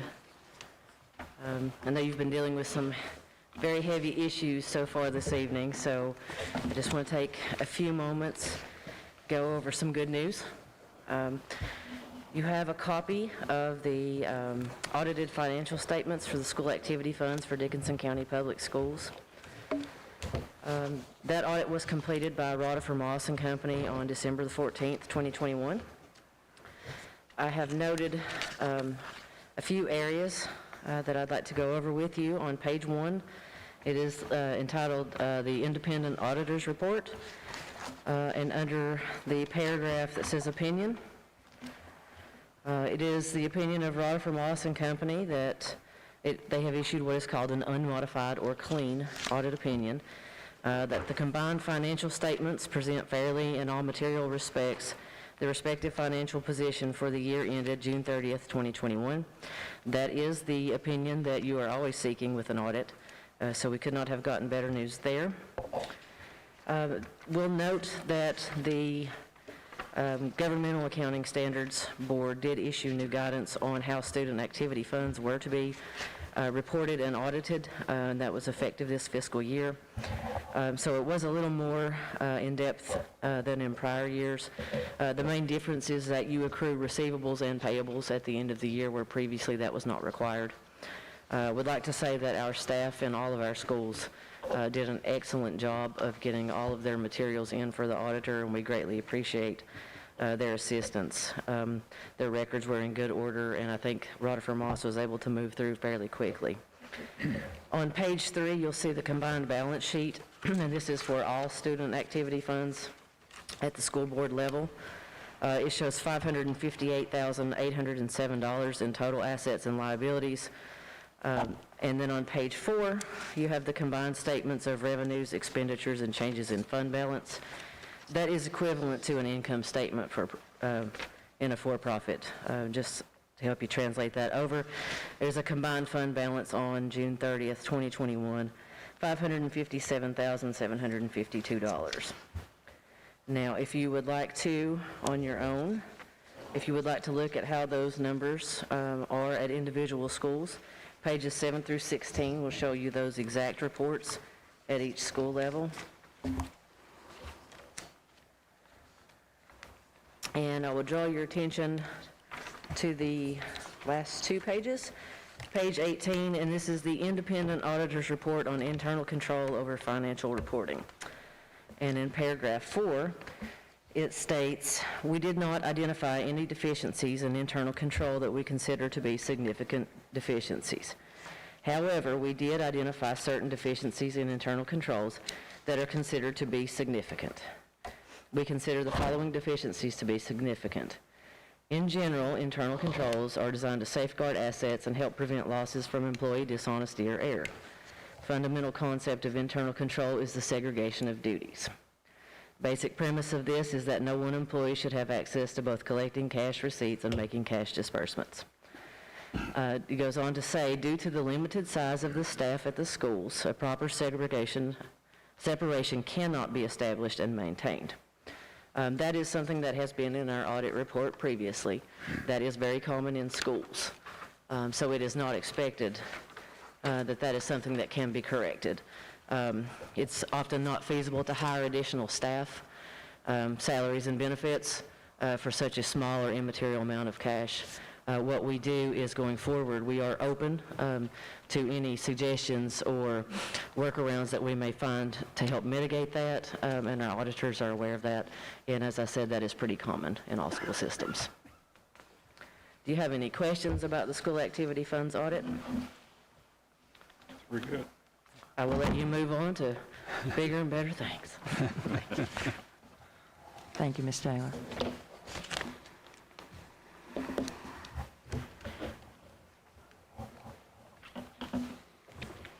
All right. And this concludes our open session. It's now for time for board comment. Mr. Hagney, you want to start? I can do that. I just want to say, I appreciate the input we had tonight from our visitors, and certainly, I don't envy their positions, in public health, and they probably don't envy ours either. But it's tough decisions that they have to make, and they're looking at a lot of data. I think that, it's important to not just look at data. It's important to look at impact, and everything, and the decisions that we make, especially in education. What's the impact of, certain, guidelines that we may have. I feel like that, a lot of difficult topics involved with this. Dr. Abraham, I thought, brought up a interesting point when he was talking about the efficacy of mask. He mentioned it's just so difficult to, a lot of people look at the data and they say all this is spreading still, and we've got masks in schools. It doesn't seem to have much of an impact. I think Keith Pillagin talked about that too. Bristol, Tennessee schools not have masks in months, and their numbers don't look much different than Bristol, Virginia schools, and they've had mandates in place and strict mandates. So, looking at that, what Dr. Abraham's point was, it's hard to determine how effective they are, because if school is the only place that anybody's wearing them, it's not going to make much of an impact when they go home. And we've all been to Food City and Walmart and Lowe's and wherever else, church. I think we all would probably agree that, it's hard. I guess, it's just difficult for me to sit up here and say, hey, the onus is all on the kids to, we're asking the kids to do everything. We're not seeing adults do this. We're not seeing adults step up. The CDC recommendations, the adults know what they are. We go out in public, we don't see it. But yet, we're telling our kids, you have to do all this stuff. They see that. They see the hypocrisy in that. Parents see the hypocrisy in that. It's a very difficult issue. I don't have all the answers. It's tough. It's a tough question, tough decisions for any board to make. But, I will say that, education being a priority, if we make decisions that could have detrimental impacts on the education, we have to think about what those things are, especially if we're, all the onus is upon the kids, and in the community, we're not seeing that same level of commitment.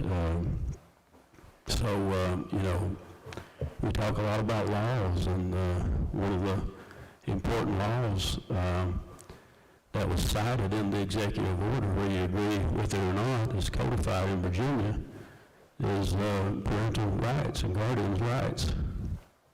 And, to what level are we listening to parents? That's Virginia code. That's that a parent has a legal right and authority to make decisions, their child's upbringing and their child's education. So we have to hear that.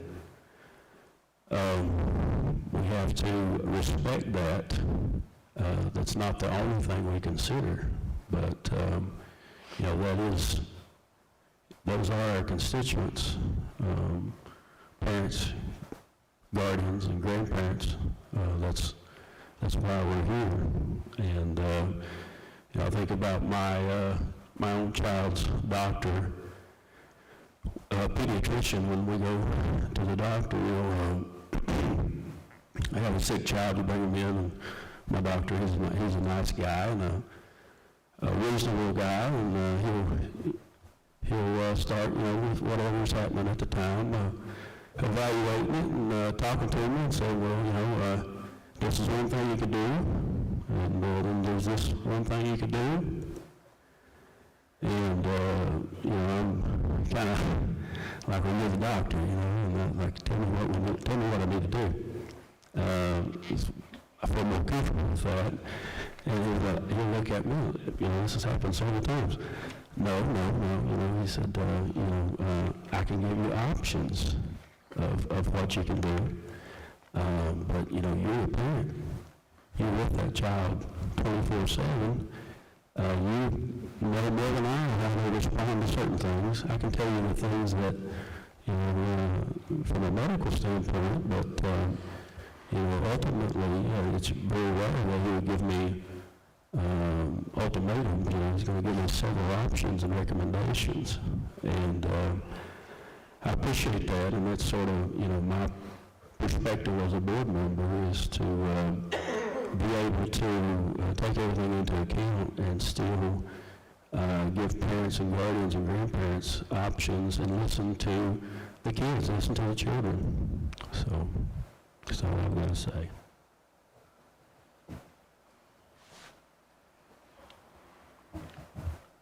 Public health,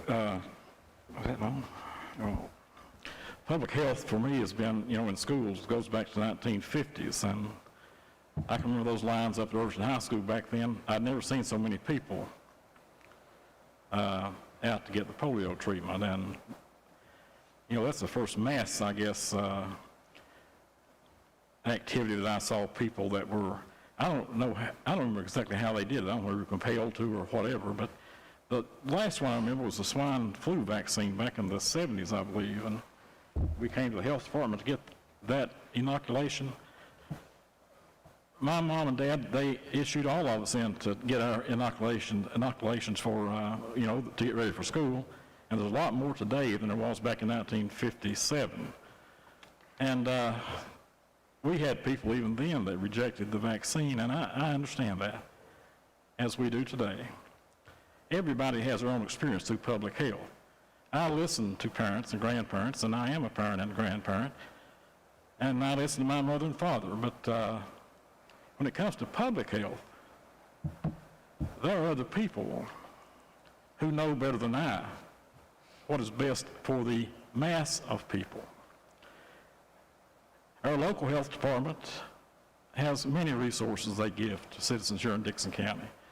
The regional health department works hand in hand with the state health department and the federal people. These are experts in their fields. All of them do not agree on what's best, just like people here do not agree on what's best.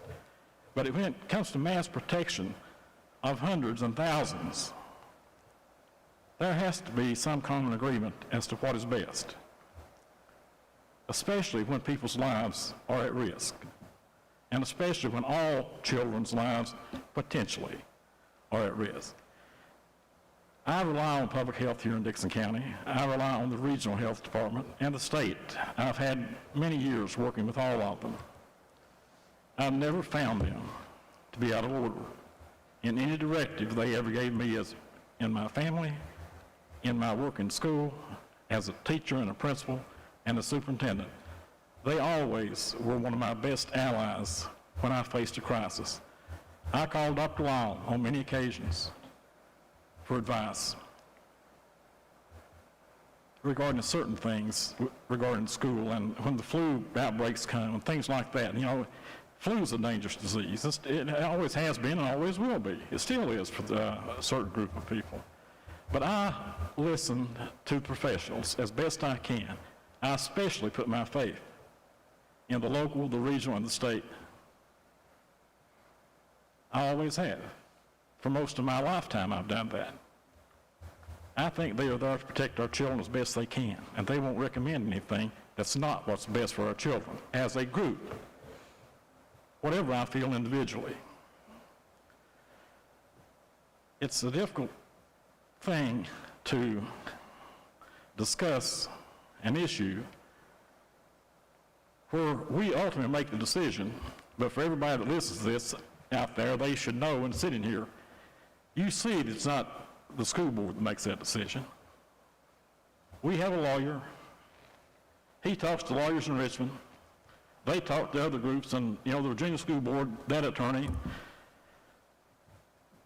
and they all get together and talk as a group, deciding exactly what does this mean. Then our lawyer will get all the information to the superintendent, then they come to us and present us the options. I never expect our attorney to provide me a piece of false information or the other people up the line. When it comes to that degree, he provides the information. It's up to me to make that decision based on what he gives me. Now, I can interpret it any way I choose as an individual, but we have to follow the law.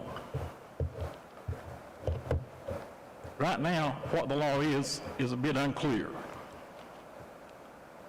But I know what we voted for as a school board, and whatever happens between now and Friday, if anything happens, will guide us. And we will all, each individual, have to make a decision based on their own belief of what is right. What is following the law? We all swore an oath to obey the law.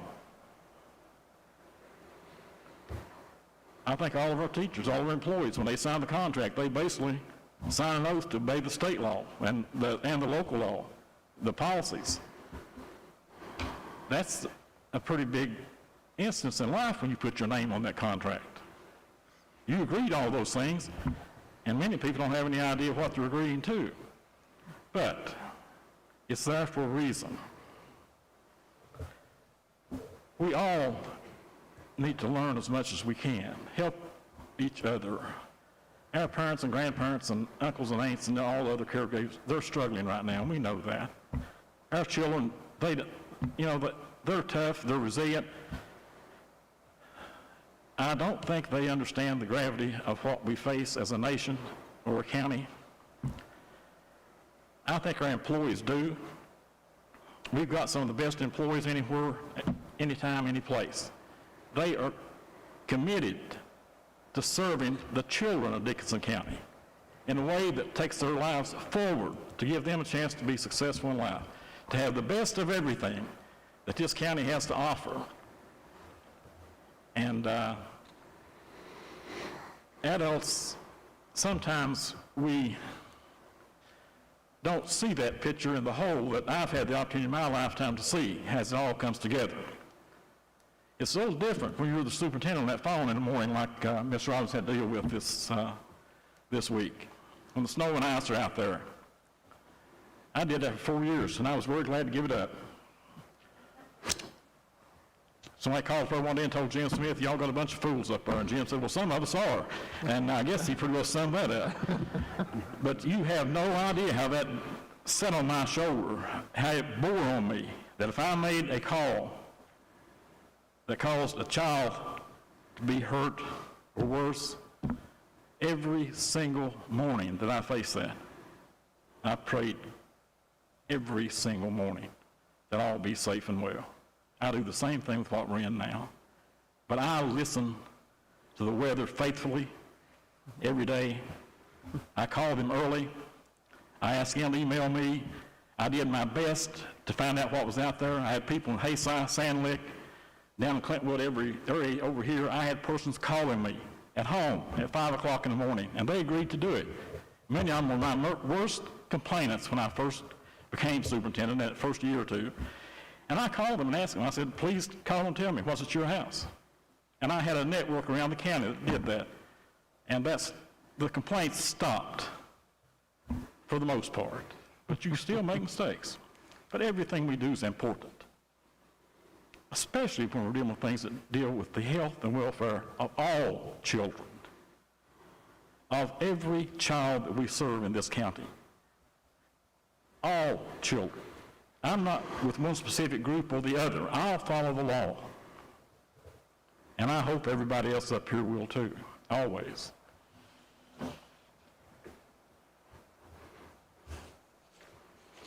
Well, I would just like to say that I appreciate everybody that came and spoke tonight. They could certainly see their heart. They were doing it for their, they care about the community and they care about kids and all of us. So I do appreciate that. Tonight has a common theme that every meeting we have, I think, is there's always more questions than answers. And there's only 3 things that I kind of see that we can agree upon that's going to happen, or that's the way it absolutely is, that kids are going to have to continue to remain use masks on buses. Staff will have to continue to wear masks because the executive order doesn't even address adults. And if quarantine guidelines don't change, without masks, that would increase the number of quarantines and cause more kids to have to miss school. Even though we've been lucky that the recent guidelines have changed and lowered those number of days, which I was glad to see. But those increased quarantines would definitely cause partly be an inconvenience to our parents and cause more stress on them, and not to mention just our students with having to make up and work and just being out in general. I feel like that we're caught in the middle. Every school in the state right now are caught in the middle in between 1303 and EO2. As Mr. Resnick said, which one is it? Executive orders carry the weight of law. State bill carries the weight of law. I've told some folks that it's almost like Daddy told you could do something, but Mom said you better not. And that's kind of where we're at. But I do think that they're going to continue some guidelines to come out. I think EO2, if I'm not mistaken, included instructions for the state superintendent to revise some things, even the state health department to revise some things. And so, I know that, everybody'd love to have an answer coming out of here tonight. I think we had better wait until we get some further direction on that. We're not legal scholars, and we want to get it right. And I think that since being on this board, I think that everybody on this board, all they wanted to do is to do the best for kids and follow the law. And we've done that. And I'm positive that's what we'll continue to do. And as soon as we know what the law is, and we get some interpretation from that. So I look forward, hopefully we'll get a decision maybe from the Supreme Court or an Attorney General's opinion. Anything at this point, we're all just kind of waiting around on to hear anything. So, I think that's where we're at. I've made my comment already. All right. No, executive session. All right. At this time, we will now go into closed session. Closed session pursuant to Section 2.2-3711, Paragraph A of the Code of Virginia. There will be a closed session for the purpose of 1, employment issues relating to discussion or consideration of specific individuals for employment as a school counselor, part-time aides, part-time cooks, substitutes, FMLA requests, resignations, and retirement pursuant to Virginia Code Section 2.2-3711A1. 2, student request for early graduation pursuant to Virginia Code Section 2.2-3711A2. And 3, to consult with legal counsel regarding the investment of public funds associated with school construction and consultation regarding the actual or probable litigation, along with consultation regarding specific matters requiring legal advice pursuant to Virginia Code Section 2.2-3711A6, 7, and 8 of the Code of Virginia. Is there a motion that we go into closed session? So moved. Is there a second? Second. All in favor, please say aye. Aye. Aye. Any opposed? We are now in closed session.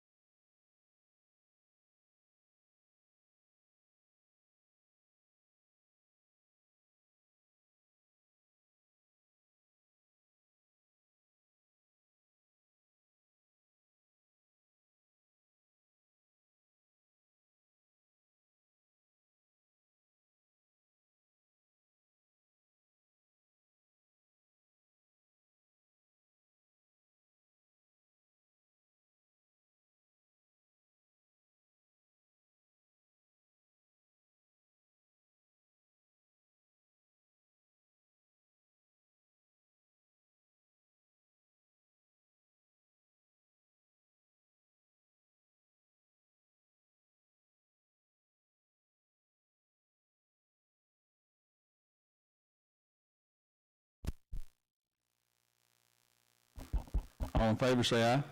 Aye. Aye. We are now out of closed session.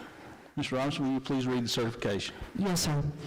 Whereas the Dickinson County School Board has convened a closed meeting on this date pursuant to an affirmative recorded vote in accordance with the provisions of the Virginia Freedom of Information Act, and whereas 2.2-3712D of the Code of Virginia requires a certification by this school board that such closed meeting was conducted in conformity with Virginia law, now therefore be it resolved that the Dickinson County School Board hereby certifies that to the best of each member's knowledge, 1, only the public business matters lawfully exempted from open meeting requirements by Virginia law were discussed, and 2, only such public business matters as were identified in the motion by which the closed meeting was convened were heard and discussed or considered. Please certify. I certify. I certify. I certify. I certify. Are there any motions coming from closed session? Mr. Chairman, I make the motion that the school board approve the employment requirements or recommendations that we discussed in executive session. Second. Any discussion? All in favor, say aye. Aye. Mr. Chairman, I make the motion that we approve the request for early graduation for student 100760 to graduate early upon meeting the requirements necessary to do so. Second. Any discussion? All in favor, say aye. Aye. And I would say to the superintendent that we do appreciate the information regarding the school and hope that you bring that information to us on a regular basis to help us plan appropriately for what we need to do. Yes, sir. Thank you. We certainly will. All right. Any other business to discuss? Hearing none, do I have a motion to recess this meeting until Friday at 5 p.m.? So moved. Second. All in favor? Aye. Aye. Meeting is now in recess.